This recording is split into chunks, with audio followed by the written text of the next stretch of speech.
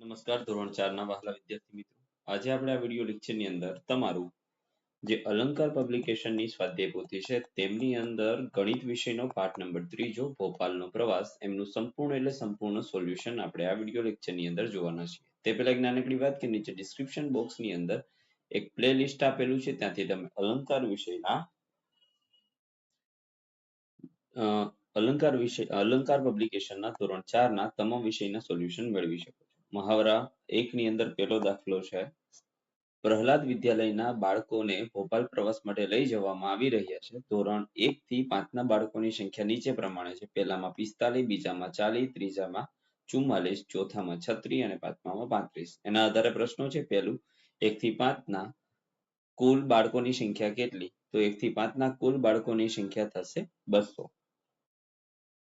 બીજું છે જો એક બસમાં 50 બાળકો સમાઈ શકે તો કેટલી બસની જરૂર પડે? એક બસમાં 50 બાળકો સમાય તો 200 ભાગ્યા 50 કરીએ મીંડું ઉડી જાય 20, 5 ચોક ને 20 એટલે 4 બસની જરૂર પડે. ત્રીજું જો તમે 40 સીટ વાળી બસ મળે તો કેટલી બસની જરૂર પડે? શું કોઈ બાળક બેસવાથી વંચિત રહી શકે? જો 40 સીટ વાળી બસ મળે તો 200 ભાગ્યા 40 મીંડું ઉડી જાય 4 પંચા ને 20 એટલે 5 બસની જરૂર પડે. કોઈ બાળક બેસા વગરનું રહે નહીં. ચોથું એક બાળક પાસેથી પ્રવાસની ફી 30 રૂપિયા અન્ય ખર્ચ પેટે લીધા છે તો અન્ય ખર્ચ પેટે કુલ કેટલી રકમ જમા થશે? તો 30 ગુણ્યા 200 તો 3 દૂને 6 એટલે 6000 રૂપિયા જમા થશે. જો તેમને 60 સીટ વાળી બસ મળે તો કેટલી બસની જરૂર પડે અને કેટલા બાળકો બેઠા વગર ના રહે? તો જો 60 મળે તો 60 તેરી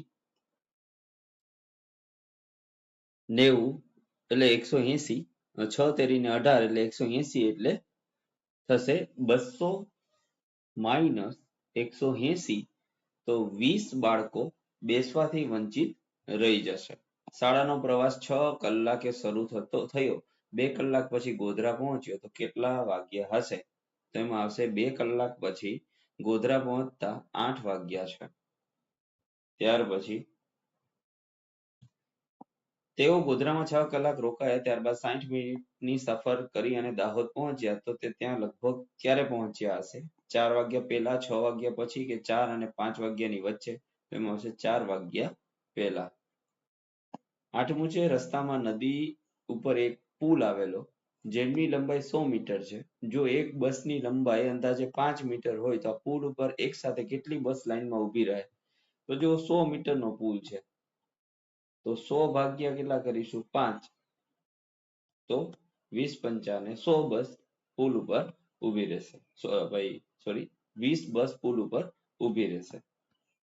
નીચેના દાખલા ગણવાના છે. એક બસમાં ડીઝલ ભરવા માટે 15 મિનિટ લાગે તો 4 બસમાં કેટલી લાગે? તો એક બસમાં 15 તો 4 બસમાં કેટલી? તો 15 ગુણ્યા 4 એટલે 60 મિનિટ લાગશે. એક બસમાં 30 લીટર ડીઝલ સમાયું તો આવી 4 બસમાં તો એક બસમાં જો 30 લીટર તો 4 બસમાં 30 ચોક 120 એટલે 120 લીટર સમાય.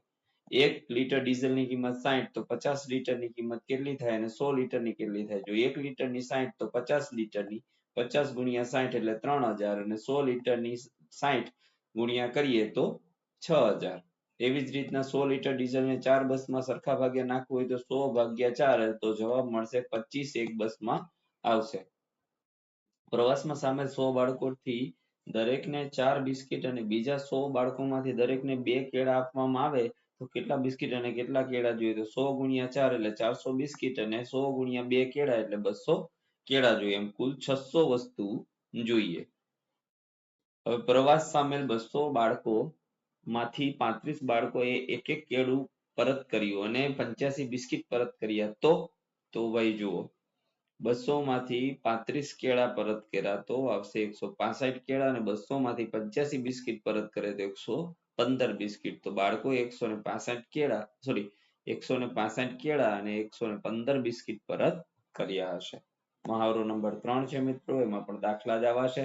તો હવે ધીમે ધીમે સ્ક્રોલ કરતા જઈએ જે તમારે જોતું જવાનું છે. જો વિડિયો લેક્ચર પસંદ પડે તો લાઈક કરી દેજો. તમારા મિત્રો સાથે શેર કરીને આપણી ચેનલને સબસ્ક્રાઇબ જરૂરથી કરજો.